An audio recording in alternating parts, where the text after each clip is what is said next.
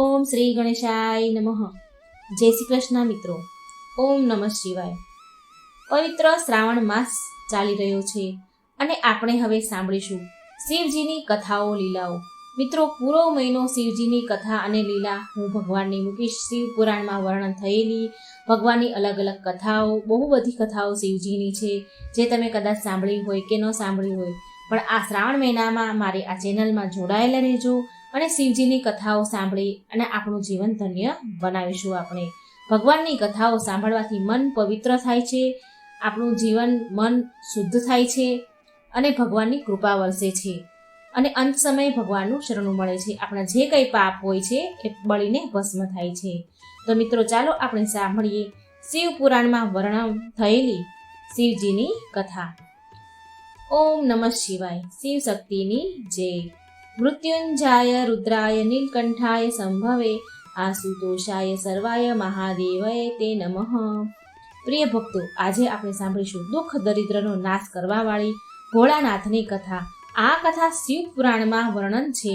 શિવ પુરાણમાં કહેવાયું છે કે જે પણ ભક્તો આ કથાને શાંત મનથી ભક્તિભાવથી સાંભળે છે તો તેની જન્મોની દરિદ્રતા સમાપ્ત થઈ જાય છે, દરિદ્ર ધનવાન થઈ જાય છે, રોગી બીમાર રોગ મુક્ત થઈ જાય છે, ભાગ્યના દ્વાર ખુલે છે અને શિવલિંગ પર જળ ચડાવવાથી ક્યાં ફળની પ્રાપ્તિ થાય છે.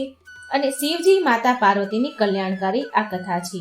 જો તમને આ કથા પૂરા અંત સુધી તમે સાંભળી લીધી તો સાચું માનો તમે કે તમારી બધી મુશ્કેલીઓ પરેશાનીઓનો હલ ભગવાનના પ્રત્યેક શ્રદ્ધા અને ભક્તિભાવથી 100 ગણી વધારે વધી જશે. બધી જ પરેશાનીઓનો તમને હલ મળી જશે. તો આ કથાને પૂરા મનથી સાંભળજો. કથાને સાંભળવાથી પૂરો લાભ મળે છે અને અધૂરી કથા સાંભળવાથી ભગવાનનું અપમાન થાય છે. સાથે આ વિડીયોને એક લાઈક કરી ઓમ નમઃ શિવાય ની જય જયકાર જરૂર કરી દેજો. શિવ પુરાણ અનુસાર એક ગામમાં એક ગરીબ બ્રાહ્મણ, તેની પત્ની અને તેના પુત્ર સાથે રહે છે. તેના પુત્રનું નામ છે સોમદત્ત. તે ગરીબ વૃદ્ધ બ્રાહ્મણ નિત્ય શિવજીને જળ ચડાવતા હતા, જળથી અભિષેક કરતા હતા અને તેની પત્ની બ્રાહ્મણને આ બધું કરે તો એને બિલકુલ પસંદ ન હતું. શિવજીની જે પૂજા પાઠ કરે આ બધું જોઈને એને બિલકુલ ગમતું ન હતું. આમ તો બ્રાહ્મણી પહેલા તો બહુ પૂજા પાઠ કરતી હતી, વ્રત ઉપવાસ બધું જ કરતી હતી. આટલું બધું કરવા છતાં પણ તેની ગરીબી દૂર થતી ન હતી. જ્યારે બ્રાહ્મણ જુવાન હતો તો ક્યાંક કથાઓ કહીને પૂજા પાઠ કરીને દક્ષિણા લાવે અને એનાથી એના ઘરનું ગુજરાન ચાલે. છતાં પણ બ્રાહ્મણીએ આશા સાથે પૂજા પાઠ કરે કે ક્યારેક તો તેની ગરીબી દૂર થશે ને, પરંતુ તેની ગરીબી દૂર થઈ નહીં. હવે તો બ્રાહ્મણ વૃદ્ધ થઈ ગયા. તેની અંદર એટલી શક્તિ ન હતી કે તે ક્યાંય ગામે ગામ જઈને કથા કહે, પૂજા પાઠ કરવા જાય અને કમાય, એટલી એનામાં શક્તિ ન હતી. તે હવે બીમાર રહેવા લાગ્યા છે. ઘરમાં તો કમાવા વાળું કોઈ હતું નહીં. બ્રાહ્મણનો દીકરો સોમદત્ત ગુરુકુળમાં ભણે છે. હવે તો બ્રાહ્મણના ઘરમાં ખાવાના પણ ફાફા પડી ગયા. તો તેણે ગુસ્સામાં પૂજા પાઠ કરવાનું બ્રાહ્મણીએ છોડી દીધું હતું અને બ્રાહ્મણને પણ પૂજા પાઠ કરવાનું ના કહે અને કહે કે ભોળાનાથ અને અન્ય દેવી દેવતાઓની પૂજા કરતા કરતા ઘટપણ આવી ગયું, પણ ભગવાને આપણી ગરીબી દૂર ન કરી. આવું એને ક્રોધ આવ્યો એટલે એને ભગવાનની પૂજા પાઠ બંધ કરી દીધા બ્રાહ્મણીએ. હવે તો ઉપરથી એક અન્નના દાણા માટે તરસી ગયા છીએ, ફાફા પડી ગયા છે અન્નના ખાવાના, અને મારી તો મતી જ ફરી ગઈ હતી કે મેં દિવસ રાત ઉપવાસ વ્રત કર્યા, જપ તપ કર્યા અને મારું શરીર મેં સુકાવી નાખ્યું. હવે શું આપશે તમારો શિવજી, જે તમે શિવલિંગ પર જળ ચડાવી રહ્યા છો, કાયમ ભક્તિ કરી રહ્યા છો? પ્રિય ભક્તો, બ્રાહ્મણીની વાત સાંભળીને બ્રાહ્મણ કંઈ કહે નહીં. આટલું બધું ભગવાન વિશે બોલે પણ બ્રાહ્મણ કંઈ બોલે નહીં. તેને તો તેના આરાધ્ય ભોળાનાથ પર વિશ્વાસ હતો. હવે તો બ્રાહ્મણનો પુત્ર તેની શિક્ષા પૂરી કરીને ગુરુકુળથી પાછો તેના ઘરે આવી ગયો અને તેની માતા પિતાની સેવા કરવા લાગ્યો. એક દિવસની વાત છે. સોમદત્ત શિવ મંદિરમાં પૂજા પાઠ કરી શિવ મંદિરમાં શિવ ભક્તોને શિવ કથા સંભળાવી રહ્યો હતો. સોમદત્ત કહેતો હતો, એ સમયે કથા સાંભળવામાં આવ્યું હતું. એવું કહે છે સોમદત્ત કે જે ભક્ત ભગવાનની કથા સાંભળે છે તેના મનમાં જે કંઈ ઈચ્છા રહે છે તે બધી જ ભોળાનાથ પૂરી કરે છે. મનોકામના બધી ભોળાનાથ પૂરી કરે છે.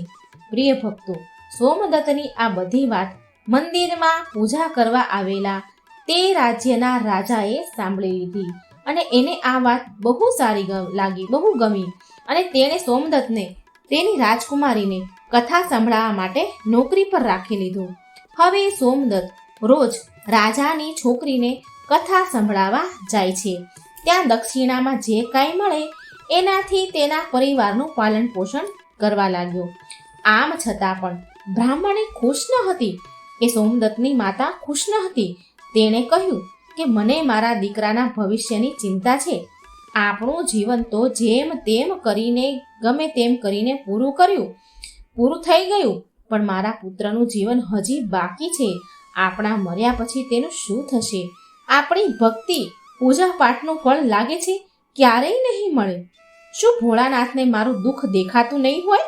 મારો પુત્ર રાજાના ઘરે જે પણ લઈને આવે છે એમાંથી આપણા ઘરનું ગુજરાન તો ચાલી જાય છે, એનાથી આપણા પૂરા પરિવારનું પેટ પણ ભરાઈ જાય છે, પણ બીજી આવશ્યકતાઓ, જરૂરિયાતો કેવી રીતે પૂરી થશે? ઈશ્વરે તેની આંખો કેમ બંધ કરી રાખી છે?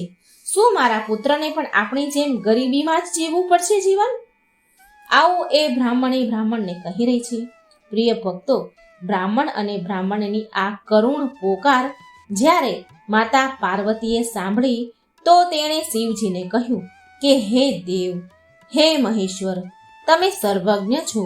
તમે કેમ આ બંનેની પરીક્ષા લઈ રહ્યા છો? બ્રાહ્મણ તમારા પરમ ભક્ત છે.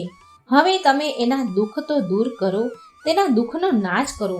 પ્રભુ, નહીં તો કોઈ પણ બ્રાહ્મણ તમારી પૂજા પાઠ કરવાનું બંધ ન કરી દે ક્યાંક. એના મનમાં તમારા પ્રત્યે વિશ્વાસ સમાપ્ત ન થઈ જાય ક્યાંક. ભોળાનાથ બોલ્યા, હે દેવી, તમે ચિંતા ન કરો. મેં તેના ભાગ્યના ઉદયના બીજ પહેલેથી જ રોપી દીધો છે. હવે આપણે બેવને સાથે લક્ષ્મીજી અને વિષ્ણુજીને લઈને બ્રાહ્મણના ઘરે જવાનો સમય આવી ગયો છે. મારી કૃપાથી સાથે એ બ્રાહ્મણ દંપતી વિષ્ણુ લક્ષ્મીની કૃપાના પાત્ર છે. બંને પતિ પત્ની આપણા બંનેની પૂજા એક સાથે કરે છે. હે દેવી, પૃથ્વી પર જઈને આપણે શિવલીલા કરવાનો સમય આવી ગયો છે. શિવલીલા કરવાની છે. હવે શિવજી પાર્વતી સાથે નંદી પર સવાર થઈને વૈકુંઠ લોકમાં જાય છે, જ્યાં દયાનિધિ ભગવાન વિષ્ણુ શેષ નાગની સૈયા ઉપર બિરાજમાન છે. માતા લક્ષ્મી તેના પગ દબાવી રહ્યા છે. ત્યારે શિવજીએ ભગવાન વિષ્ણુને પૃથ્વી પર જવાનું કહ્યું તો વિષ્ણુ ભગવાન બોલ્યા, હે દેવી લક્ષ્મી, ચાલો આપણા ભક્તના ઘરે જવાનો સમય આવી ગયો છે. હવે ચારેય દેવી દેવતા સાધુનું વેશ ધારણ કરે છે. પૃથ્વી લોક પર બ્રાહ્મણના ઘરે પહોંચીને અલખ જગાવી અને બોલ્યા, અલખ નિરંજન, અલખ નિરંજન, ઘરમાંથી કોઈ હોય તો બહાર આવો. એટલે ઘરમાંથી એક વૃદ્ધ બ્રાહ્મણ બહાર આવ્યા, સોમદત્તના જે પિતા હતા તે, અને એણે પ્રણામ કર્યા સાધુને. તો એ સાધુ વેશધારી ભગવાન શિવજી અને વિષ્ણુ ભગવાન બોલ્યા કે અમે રાત્રિમાં તમારા ઘરે વિશ્રામ કરીશું. આ સાંભળી બ્રાહ્મણ પુત્ર સોમદત્તે અતિથિ દેવો ભવ ઉચ્ચારણ કરીને બોલ્યા કે હે મહારાજ, મારા ઘરે દક્ષિણામાં મળેલા દાળ ભાત વગેરેથી અમારા ભોજનની પૂર્તિ થાય છે, માટે હું એક સમયના ભોજનની વ્યવસ્થા કરી શકું છું. તો સાધુઓએ એને એક વાસણ આપ્યું અને કહ્યું કે એ દાળ ભાત આ વાસણમાં બનાવજો, તો આપણા બધાનું જ 2 સમયનું ભોજન બની જશે. હવે આ પ્રકારે એ વાસણમાં ભોજન બનાવવાથી બંને સમયનું ભોજનની પૂર્તિ થઈ જતી હતી.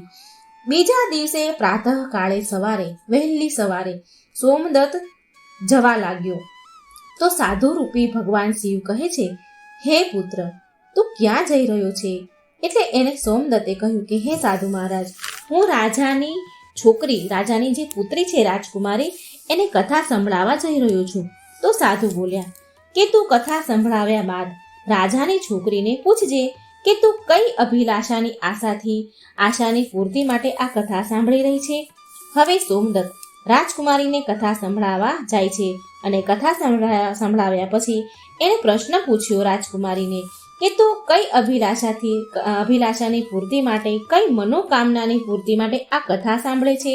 તો રાજાની પુત્રી બોલી કે હું એ અભિલાષાથી કથા સાંભળું છું કે મને એવો વર મળે જેની ચર્ચા બધાની જીભ પર હોય, તેના માથા ઉપર ચંદ્ર અને સૂર્યનો પ્રકાશ હોય, તથા એ ભાગ્યનો એવો ધનવાન હોય કે એના ચરણમાં લક્ષ્મી વસેલી હોય, તથા એવી જાન લઈને આવે કે અત્યાર સુધી કોઈ જોઈ ન હોય. હું આ અભિલાષાથી કથા સાંભળું છું. મારી આ મનોકામના છે.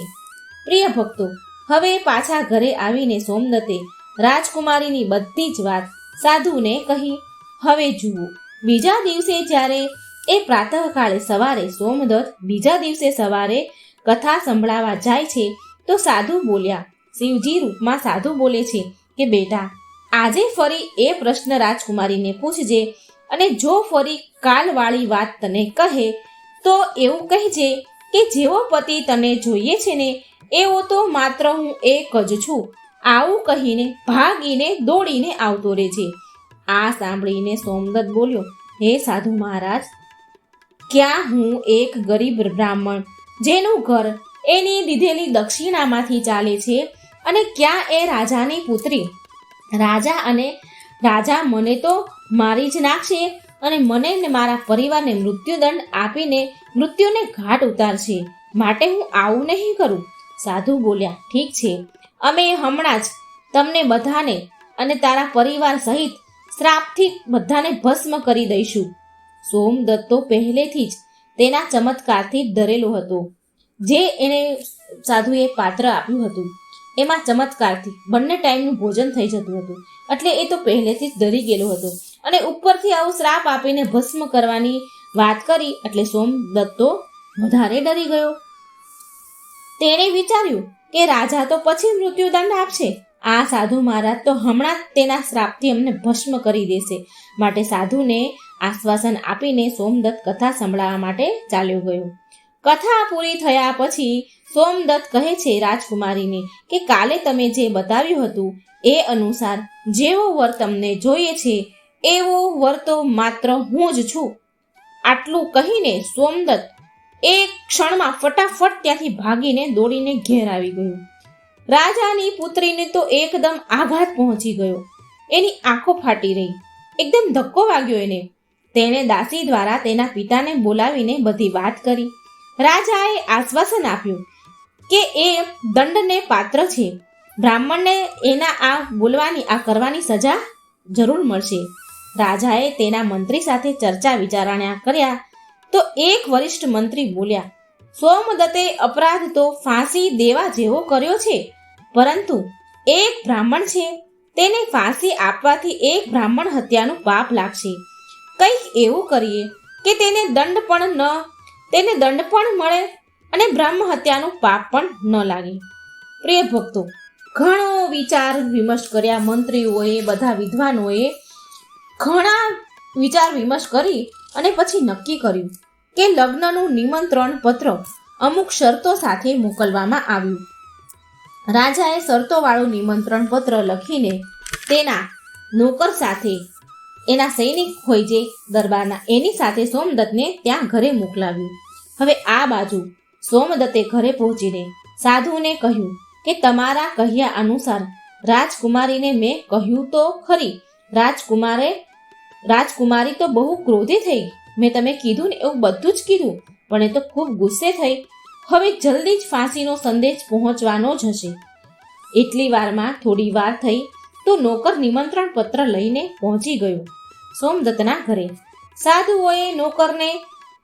સાધુઓએ એ નિમંત્રણ પત્ર જે નોકર લઈને આવ્યો હતો એને સન્માન સહિત બેસાડીને આસન આપ્યું. સોમદત્તને નિમંત્રણ પત્ર સંભળાવવા કહ્યું. તો પત્ર આ પ્રકારે હતો. રાજાએ એવી શરત મૂકી હતી કે હે બ્રાહ્મણ પુત્ર, અમને તારો લગ્નનો પ્રસ્તાવ મંજૂર છે, પરંતુ સાથે સાથે અમારી શરતો પણ છે કે અમારી બધી જ શરતો પૂરી કર્યા પછી અમે અમારી કન્યાના વિવાહ તારી સાથે કરી દઈશું. જો શરત પૂરી નહીં થાય તો તને અને તારા પરિવાર સહિત ફાંસી દેવામાં આવશે. અને શરતો આ પ્રમાણે છે. પહેલી શરત છે કે જાનમાં આવેલા જાનૈયા માટે જે જાનઘર, જે ઉતારા બનાવેલા હોય, તંબુ છે, જે કંઈ ઉતારા જાનૈયાઓ માટે બનાવ્યા હોય એ બધા જ ભરેલા હોવા જોઈએ. એક પણ તંબુ ખાલી ન રહેવું જોઈએ. અને બીજી શરત છે કે જાનવાળા માટે આર્થિક સત્કાર માટે બધી જ જે ખાદ્ય સામગ્રી, જે રસોઈ બનાવી હોય એનો ઉપયોગ પૂરેપૂરો થઈ જવો જોઈએ. જરા પણ રસોઈ બાકી ન રહેવી જોઈએ. અને ત્રીજી શરત એ છે કે એવી અદ્ભુત જાન આવી જોઈએ કે જેની પ્રશંસા બધા વ્યક્તિના જીભ પર હોય. જાન આવવા બાદ જો કોઈ પણ શરત અધૂરી હશે તો જાનમાં આવનારા બધા જ લોકોને ફાંસી આપવામાં આવશે. પત્ર વાંચીને તો સોમદત્ત ડરીને ધ્રુજવા લાગ્યો. સાધુઓ બોલ્યા, તું ડર નહીં, નોકરને ભોજન ખવડાવી પત્રનો ઉત્તર આપીને વિદાય આપ અને પત્રમાં લખ કે તમે વિવાહની તૈયારી કરો, અમે એ દિવસે જાન લઈને આવીએ છીએ. નોકરને ભોજનમાં દાળ ભાત પીરસવામાં આવ્યા અને નોકરની થાળીમાં ચમત્કારથી 36 પ્રકારના ભોજન થઈ ગયા. વિદાય કરતા સાધુઓએ શિવજી બનેલા જે સાધુ હતા, જે ભોળાનાથ હતા અને વિષ્ણુ ભગવાન હતા, તેણે મુઠ્ઠી ભરી ધૂણીની રાખ આપી પત્રમાં જવાબ લખીને વિદાય કર્યું.